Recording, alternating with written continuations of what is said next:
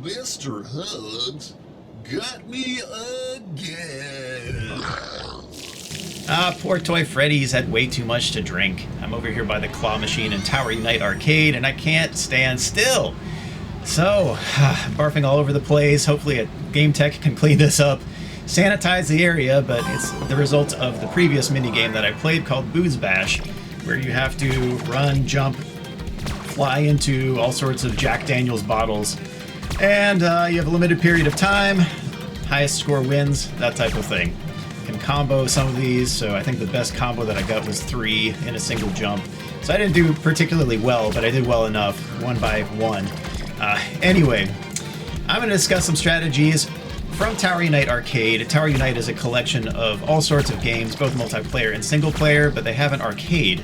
And so they're kind of miniature, small games that you would normally go to a place, Dave & Buster's, Chuck E. Cheese, all those types of places. And most people go, and I guess kind of like Booze Bash here, people go and just go for the social aspects and all that, or, you know, drink a little bit too much, and then they go out and play in the arcade and play pretty indiscriminately. Don't really care about jackpots or how many tickets they get. Or maybe you're playing at an arcade and you don't have the best optimization for specific games. Well, I'm going to discuss some strategies of games that you'll find in arcades like those. So hopefully this will be an interesting video, and hopefully it'll be coherent, and more coherent than the result of this minigame, I guess. Try not to barf on people on this. Chica, you had way too much. Oh man. We have Tipsy, Toy Freddy and Crunk Chica in this video. Chica's about to take a dip, yep. A lot of the games at the arcades are going to be much more luck-based. Here I'm playing Whirl a Fish or Slam a Winner in real life, and I'm just hitting spacebar as fast as I can, and I was hoping that something good would happen. Well, something did that time, but the previous 30 or 40 times, no. So it's not really a consistent or efficient operation, and just by the geometry of everything involved, yeah, the odds are stacked against you for winning consistent jackpots. I gravitate toward the skill games like this one, 2 Minute Drill. It's a football game to where you're going to hit the targets when they pop out on the sides, so you will always want to keep a football in hand, or get one very soon after you throw one. If you don't have a target to hit, you're going to throw it in the 30. It's just much more simple. 30 is extremely efficient. If you want to throw it in the 50, cool. I know they do make 2 Minute Drill machines to where those 50 ones up top are a lot larger than others. So, like if you go to a Chuck E. Cheese, I think they have an easier version of this. But anyway, yeah, that's 2 Minute Drill. But note that 2 Minute Drill also has some nuances that you're gonna have to work with in order to have the most efficient payout. So, all right, here it's very much skill based, but you gotta play it smart. So, if the jackpot's already at 999, fortunately 2 Minute Drill doesn't remember what the score is over 999. So it keeps it at 999, but you have to get over that value. If you see Hall of Fame over 999, that's what it says on the actual console. So you have to get 1,000 or more if the jackpot's already at 1,000, but then you get a jackpot every time. And that could change if there's an update to the actual software there. Then yeah, you're gonna have that be also an issue. So you won't get it every time. You have to progressively build that jackpot, but you probably won't be able to see it. Because a lot of these arcade games have max displayed scores, and this one has a 999 max displayed score. It only has 3 LED digits, so yeah, it's going to stop at 999, unfortunately. All right, so one thing with 2 Minute Drill, you're going to want to build progressive jackpots. So it's going to start at, say, 500, for example. And if you walk into the arcade trying to be a hot shot and get, say, 750 right away and try to impress everyone around, which, I mean, you could go to the arcade and play that way, but that's not the efficient way to play. You're short-circuiting yourself out of a whole bunch of jackpots by doing that. About 9 jackpots, I think, is what you would lose. So you get the jackpot once, but then the jackpot would take the 750 and add 26. So I think it would turn it like 776. So then you'd have to get over 776 the next run, and then after that, if you do that, then 26 over what you just got. So it's smart to build progressive jackpots. So 500, you're going to get 509, 510, 519, or 520. You want to be within 25 of that jackpot value Otherwise, yeah, you're gonna see it advance way too quickly. So if you get 519, it's gonna say, oh, well, you beat 500 by 19, so I'm gonna advance it to 526. And then you get 529 the next time, then it's gonna go to 552. Then you get 559, then it goes to 578. So it's just like that. But if then you get 840 or something, then it's gonna say, oh, you got 840. That's way over the jackpot. So you get 866. So you're basically penalized with less jackpot potential if you just blow the score out of the water. And that's true with a lot of arcade games as well. But 2 Minute Drill, I don't know why 26, but you just have to stick within 25 of the jackpot. You beat the jackpot. You have to be over it by 1, but stop at under 25 or less. But you can't get the 5s. All right. So basically, you have 4 options of scores you can get on 2 Minute Drill to get the maximum output on that one. It's funny too because on the linked machines there was some weird glitch to where it would like flicker between 2 random values, and oftentimes it would be disadvantageous. I don't know why that occurred, but it's just an interesting glitch that occurred on linked mode. I'm not sure why that one happens, but it's just kind of a weird occurrence. Note also that if people don't get the jackpot after a while, it's going to slowly go down a little bit, so it's going to ratchet down just a little bit as you don't win jackpots. But anyway, you can keep winning jackpots on this one if you get over 999, if the high score is still 999, and it wears on your shoulder. That's the big problem with 2 Minute Drill. So anyway, that's that game right there, but you note that just that game has some interesting complexities to it that you wouldn't know just walking into an arcade. So that's one thing to note. Let's go to the next games. And here we have Crunk Chica roller skating around in the Tower Unite arcade, even without roller skates. I started off the game in front of the arcade machine. I don't know why it's moved me like this. It doesn't lock you in place, but funny enough, I can drop the crane from back here, so just another QA anomaly here. Just lean up against the glass, Chica. Yeah, but I definitely didn't win that round. Funny enough. All right, this one here is Avalanche in Tower Unite arcade. It's the parallel to Down the Clown. You notice there are differences even between the machines here. One was on the left, one was on the right. And the one on the right here, you're gonna see that middle row. The target on the right is gonna drop automatically because it's like cracked a little bit and it forces it back. So when it's pushed back up, it's like, nah. And the one on the left, only the top row is resetting because the middle row has a disconnected cable and it won't reset that second row at all. So it's just a funny set of circumstances that can happen with Down the Clown. So let me play a clip of what Down the Clown should look like, and then you can see what is happening. There are 3 rows. There are 3 30s, 4 20s, and 5 10s. You're going to want to knock down the 30s first, and then knock down the 20s next, and then once that second row is down, then that first row that you knock down of the 30s is going to pop back up. Now the motor strength that brings up the arm that brings the targets back up has varying strength, and oftentimes it burns out or it gets disconnected. There's a cable that gets disconnected, then it just completely doesn't work right, and it can be a big problem because sometimes you'll run into you knocking down the clowns and then it just not resetting for about 10 seconds, and then you're basically out of a jackpot. Well, Down the Clown does not have a penalty for overscoring, which is good in this case. So if you go to the arcade and the jackpot's at 500 and you knock out like a 900 point run, it's going to go up to 550, and then you beat the jackpot again, it's going to go to 600. Every time you don't get the jackpot, it's going to go down 1. The problem comes in when it's a carryover issue relating to bytes. All right, so if you have 500 and then you get a jackpot, it's going to go up to 550. Well, if some people come in and don't get a jackpot for a while, or you miss the jackpot 38 times, you're going to go down to 512. All right, that's fine, but then next time, if you don't hit that jackpot when it's at 512, well, what is 512? Well, the first byte has data in it, the second byte doesn't. It's 00. What it does, since it's subtracting 1, it subtracts 1 from 0, and then it defines it as FF.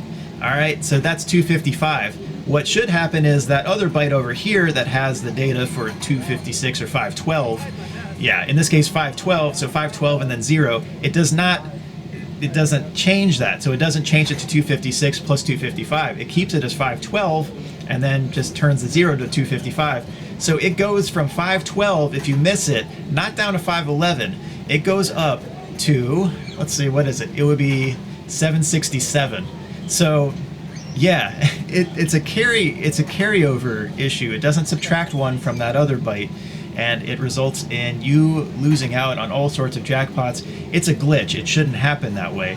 But if you see that, yeah, you're going to want to get an arcade tech and try to prove the math, I guess. But I don't know. It's better if they see it happen once and then can understand the actual situation going on. But it's a crazy little thing. It should be an easy thing to fix, but it hasn't been since. So I don't know. That's Down the Clown. It's usually a pretty fun game. The problem comes in when there aren't enough balls in there for you to throw, and that's about it. You know, if you only have 3 or 4, that's it. Instead of, I think the expected is 15 on Down the Clown. I think they're global settings. I think Dave and Buster's uses different settings and that type of thing from the global settings on Down the Clown's an ice game.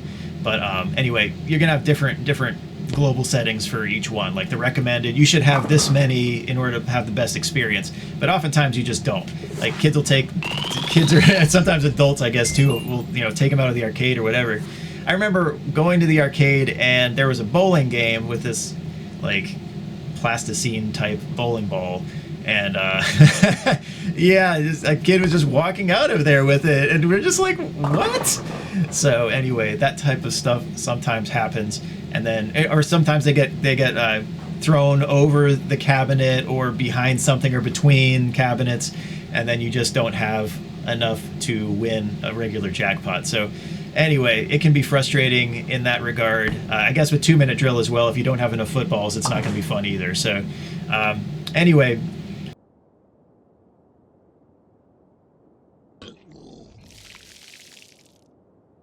Newton's Apples here is a parallel to Quick Drop in real life.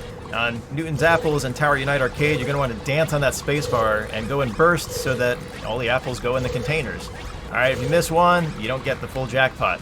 Same basic thing with Quick Drop, you just drop the balls in the containers, but every jackpot that you get, it usually will advance you to the next stage of difficulty, which basically is you have one less container to hit before the time runs out. So say you have time enough for 50 balls to go in 13 containers. Well, you can dump 4 in every one and then dump 2 in the last one, then you're good. Alright, what about the next jackpot? Because if you only have time for 12 containers, then you have to, if you only have 4 per container, then you only get 48 in total. So you have to have 2 containers with 5, all the rest with 4. Alright? Then if you only have 11 containers, you have to have 6 containers with 5, and then 5 with 4. So it adds up to 50. Then finally, if you only have time for 10 containers, you have to knock 5 in every single one, and then you get the jackpot. So basically, the less jackpots that have been obtained recently, the easier it should be, and I don't know the exact gradient on the jackpot difficulties on this one, because really, Quick Drop is kind of a frustrating game for me, and I've won the jackpot a few times, but I just... yeah, you have to be sure that you got to go into like turbo mode to hit the you got to hit it fast. So it takes a lot out of you. But the other thing is too, if you have a machine that doesn't have a perfect sensor, if you have any sort of misfire at all, like if there's any sort of debounce going on so that you hit 5 and then like a quarter second later it triggers again and then a 6-1 pops out in the middle of nowhere, yeah, you're not going to win the jackpot. So it's a very frustrating game to me. I don't play it a whole lot, but it's interesting. Some games have different levels of jackpots. I guess Tip and Blocks also has that type of thing to where there's a hard mode once you win the jackpot. So it takes a while to get back down to an easy mode to where it's easier to win. All right. Some of the games as well ran into issues, and I think the classic one is Stacker. I think Barber Cut was another one, but especially Stacker, to where you would be able to stack everything up until the last one, and then sometimes you have a video, and then it seemed like the person hit it dead on, and then it was going to be a jackpot, but no, it actually skipped one or it lagged one, and then you don't win the jackpot. Well, some machines have required payouts, and I don't know if that's an option now, because it probably is. There's a difference between the regulations of a skill game to where you can win potentially every time, even if it's just a slim chance, versus something to where you can't win on certain scenarios. That's considered gambling. So there are different regulations and fees and allowances of what you can play, how much you have to pay to have those in your arcade, and that type of thing. So Stacker, yeah, that was a classic example. You can watch some old videos of Stacker to where people slow it down and then they see it hop one or lag one. Well, apparently not enough money was in the machine to warrant a jackpot. If you watch Mark Rober's video when he played Cyclone and had the whole optical sensor and the timed hit of the button, that's super cool, but yeah, at the same time, you're not going to win the jackpot every single time in that case.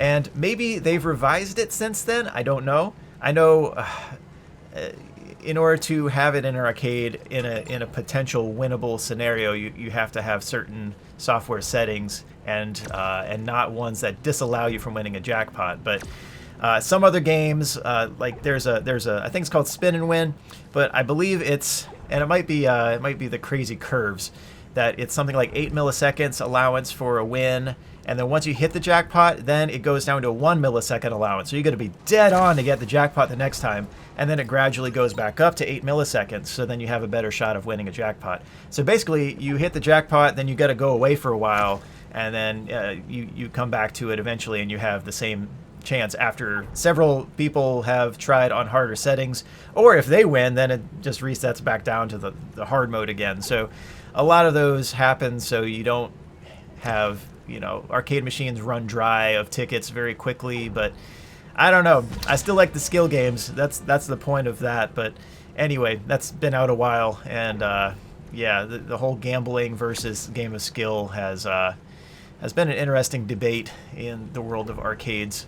So anyway, interesting info for you. All right, let's keep going. All right, this clip is a game called Wheelie Rigged, and it's not really too impressive. I just hit the bonus a few times, but it was like the game in the arcade called Wheel 'em In. So I remember that attract noise, "Welcome to Wheel 'em In," and it was memorable. I remember it to this day, but I mean, that's really all that there is to this clip, but I remember the attract sound on that one.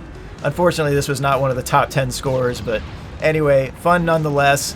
Pick up the tickets, move to the next one. On the claw game on Tower Unite, I only try to go with the line up front, so I'm only going on one dimension. So and as I barf on the cabinet, pick up a llama right there, but I'm lining it up on the horizontal axis and then just dropping the crane, so I don't even have to worry about going in depth and trying to figure out that dimension. So anyway, and I put this plane clip in here. I don't know why. It was just kind of cool looking, but no one else showed up for this mini game, so it was just me there shooting at a snowman and running into the boundary, the invisible wall. One of my favorite games of skill at the arcade is any sort of basketball game. I hear Supershot. Man, this has been a lot of fun, and this is a long story. Supershot initially I thought was a lost cause. I played at arcades that were not maintained very well. Half of the arcade experience, I don't know the percentage exactly, but a whole lot of it is the experience of everything being kept up and in good condition and you being able to do the best that you can.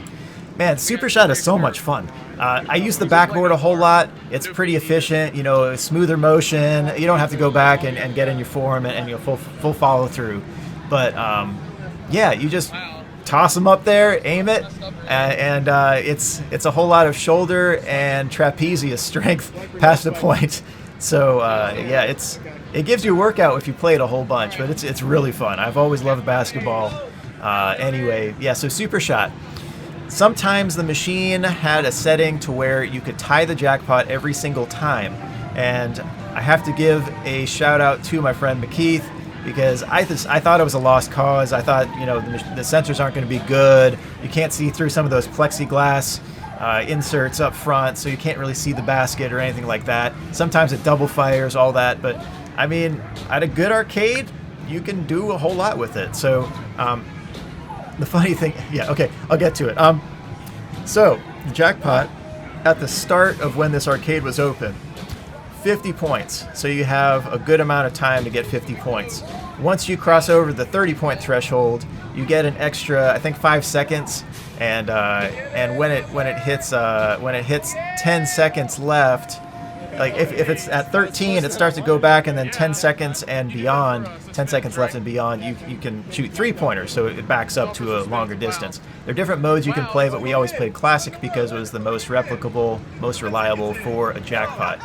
But you had to calculate out beforehand what you needed to get before it went back into 3-point range, or if you were going to just knock everything out beforehand and get 50 points when it was in 2-point range, that was a taller order.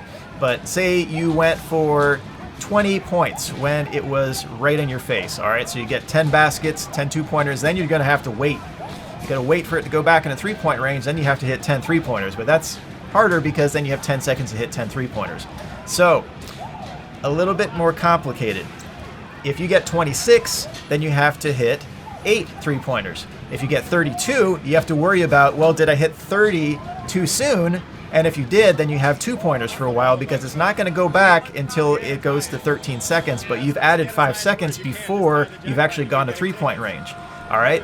So if you hit 32 very quickly and then you're like, well, I have this extra time, you may as well go to 38 or 44. And then when you go back, if it's at 44 and you got to hit 50, you only have to hit 2 3-pointers and then you have Jackpot. But you want to tie it every time in this case. Well, some machines you have to beat the high score by 1. So it's the same type of math, but then you have 51 to worry about. So then you have to think, well, if I hit 5 3-pointers, well, that brings me to 36 that I have to hit in 2-point range, or 30, or 24, or 18. 18 is going to be really tough to get to 51. But anyway, you got to work out the math so that once you're in 3-point range, it's not coming back if you're in classic mode. But you know, well, I'm going to get the score that I want. Funny thing is, sometimes if the machines are linked, they can also affect the other machines that are currently playing. So after a while, after a long time of it being fixed at 50 points, yeah, they changed it so you had to beat the score by 1. Then after that, they linked it so that if you had a time extension, every machine got a time extension that was playing. So then you would have 3 potential extra time extensions, which gives you an extra 20 seconds. It boosts the score like crazy. So we were getting some cartoony scores that way.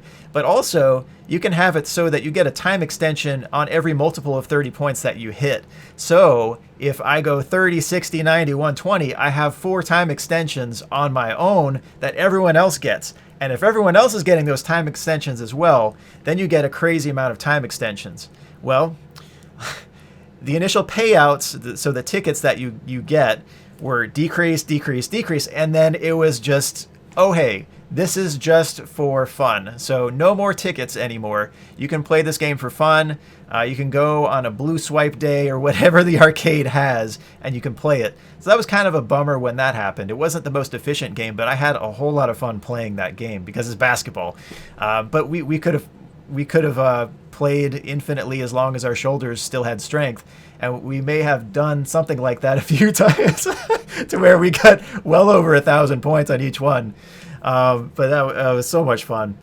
So I mean, arcades are a blast. I'm hoping that a lot of these arcades survive the pandemic, and if they have to take a break and come back once funds are back and once people are out and say vaccines are safe and everyone's done with this pandemic, that would be really cool. 'Cause I've had a lot of fun at arcades growing up. A lot of the calculations here and the skill and figuring out the optimal way of doing things, that's a lot of fun as well. Also figuring out what the best value is up front at the front desk. Well, the most expensive tier isn't always the most cost-effective value. All right, it's not the best value all the time. And maybe some little, $3 extra on the side isn't as good as another tier that's elsewhere. You can search for coupons. We also had another company that had different promos at that place that they gave you a bunch of gift cards if you took pictures and promoted the food, the games, and gave reviews on things. That was super cool. So there were a lot of things going on that just have been a lot of fun with the arcade scene around here. So anyway, I know it's tough times as of this video for anything with a whole lot of people. So hopefully we can get through this, and hopefully they can too. Is there anything else on Supershot? Yes. So some people came in there and tried to hot dog it as well, and then they'd get 81 points when the jackpot was 50. And say we had to tie 50 at that time. Well, there was something to where the jackpot that it reset to, so it would have reset to 81 if someone hit 81. If I held the last shot and I saw someone else was going crazy with it and already broken the jackpot, well, if I hold that last shot at 47 and I hit 50 after that person had gotten a higher score, it shows 8150, 8150, 8150, 8150, and it eventually settles at 50. The last qualifying jackpot that's valid actually stood. And so you could undo someone trying to spoil the jackpot if you had control in that way. And we did that several times. That was kind of funny.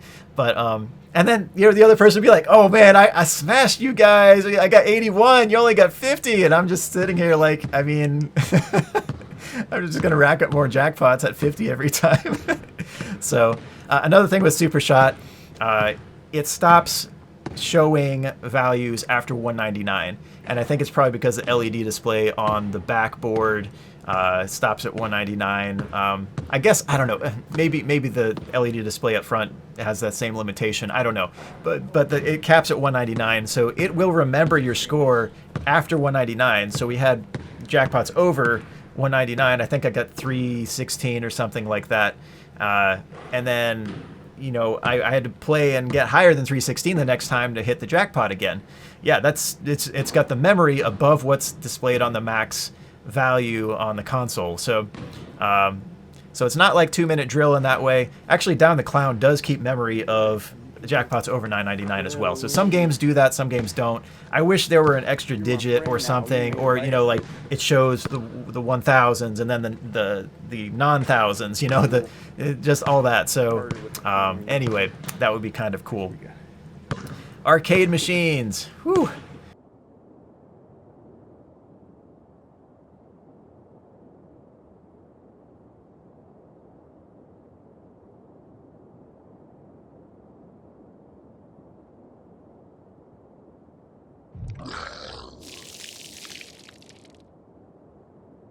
All right, this one's called Meteoroid Mania.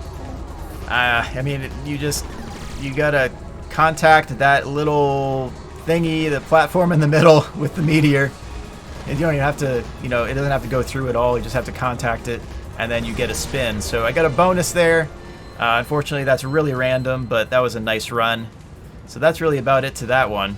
Yeah, there's Stacker. There's that one. So yeah, oh man, it's actually much more fair at the Tower Unite arcade, but yeah, it's one of those games. You can look up videos on the Stacker thing going on. Playing right now is Tailgate Toss. Tailgate Toss has the same type of strategy as Down the Clown, to where you're going to want to knock in 333 222 333 222, but you also have to calculate out how to just increment the score. Here it's 99999, and actually at the time it was 162,000. You get a 5,000 bonus every time you get a string of 3. Note also that some of these I had to knock in 4 per group because the optical sensor doesn't pick up every single one that goes through. So if you knock in one and it stalls, and then you knock in another one that knocks that one in, sometimes it only counts at once. So in this case, I would have had 169,250, but only got credit for 164,250. But anyway, it's just over the jackpot. You don't want to go over 5,000 above the jackpot, otherwise you are wasting efficiency.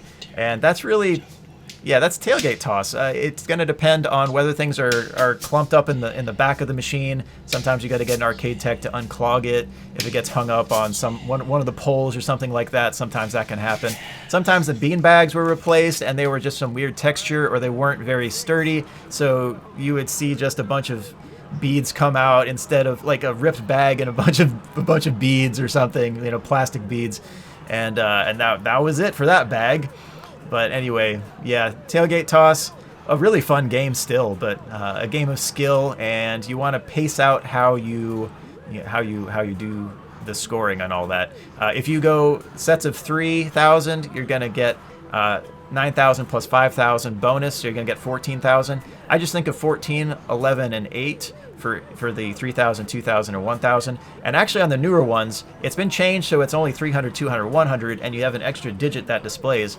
At that time, when I recorded this video, or when I recorded that video, it only went up to 99999 on the display, but it kept a record of what the score was. Well, they moved it over one digit, So they divided everything by 10. They gave new decals out to the arcades, and now it's 300, 200, 100, and you can see all of the digits that are, relevant. So I actually like that change better, and I think the jackpots went up more quickly. You notice I stopped the clip after it just kept on going up, but you can't see any change because it's already over 99999. Yeah, it just took forever to hit those jackpot numbers. So it was just a cartoony length of time to get to those, and I don't know why they did that, because that means less people can play it. You have to wait for your jackpot. People can swipe in while you're waiting for your jackpot, and I don't know if they get the tickets for that. I'm hoping no, but I don't know. I know some machines you swipe after someone wins or whatever, and you get the tickets. It's just kind of, I don't know, no real guard against that, I suppose, but none implemented, I should say. It would be very simple to say, okay, well, here's the card that will win the tickets. All right, cool. Then eventually it will store, oh hey, future credits, yes, this new card, but no guards implemented on some of those machines in the arcade. I don't know. It always gives pause as to how QA is used, and I guess gives you a good plus to the usefulness of QA. That was a long way of saying QA is necessary. QA is useful. QA can make products even better. Anyway, there's a lot that can be taken from this video, so I hope you found this video informational and educational. I've had a lot of fun going through the years to arcades, and I remember even going as a little kid and it just being this really special place. There were a lot of games. Often you'd be with your friends or at birthday parties or, events or tournaments or whatever. And it just being a place where you had a whole lot of fun. It was a relaxed atmosphere. I guess if I'm really stressing about efficiency, sometimes I get frustrated if I miss a jackpot. But at the same time, it's still a really fun environment, a place where you can kind of hang out. You can catch up with people who are regulars. You can sometimes see people who rarely show up, but you're there a lot. So, I mean, they'll see you there, that type of thing. But anyway, point being, there's a lot that can be done. And a lot of the fun for me is deconstructing the best way to win, the optimal strategy, the best efficiency of spending money. So figuring out once you enter the door, what's the best way to spend my money? So which deal is the best? Can I use a coupon on this? Do they stack? Can I use another app that relates to that and gives you an extra deal? That's one part of it. Then you go back to the game area and you're like, what games give out the best tickets for how much you actually pay? So what's the best payout? But you also have to figure out what's the most reliable jackpot. Which skill game can I play and get the most reliable jackpots at the best value for the most amount of tickets? So it's a game of optimization. It's really, really fascinating to me, and it's been a lot of fun. And hopefully discussion of this shows some of my interest in it and all the math behind some of this stuff. It's really fun. Also, you can take it another step and try to escape the arcade economy and then get prizes that are the most efficient spendings of your expenditures of your tickets. Yeah, you want to spend your tickets the most wisely as well. So what can you do to get the best prizes? Some people collect the prizes. Some people want one of each console. That's the big goal. Or you have people who want every one of the stuffed animals or whatever.